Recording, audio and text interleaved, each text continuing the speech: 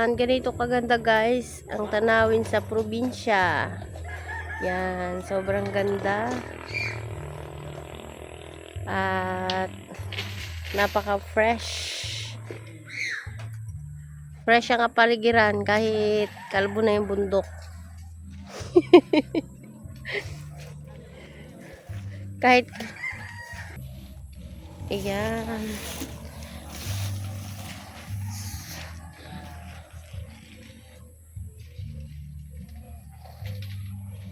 Fresh ang hangin.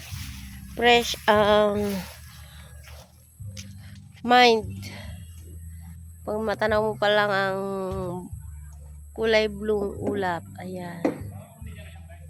So fresh. Ang sarap magtira sa probinsya.